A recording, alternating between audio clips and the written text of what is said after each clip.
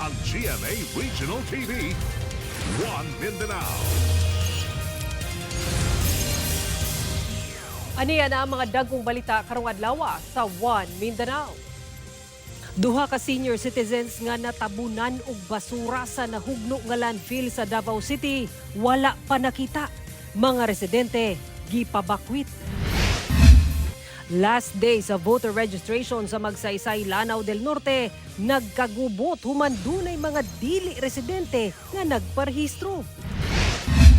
Mga nalambigit sa Ghost Farm to Market Road project sa Davao Occidental. Gikasuhan na sa Department of Agriculture ngadto sa Ombudsman. Guba og kulang nga classrooms. Padayong suliran sa mga tulunghaan sumala sa DepEd Gensan.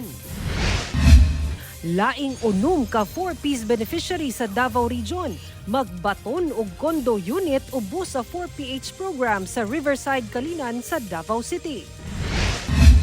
Og binuhing baka, napalgang sabdan ang tiyan human gingong natripan og gidunggab sa tukuran Zamboanga del Sur. Kini ang GMA Regional TV, One Mindanao.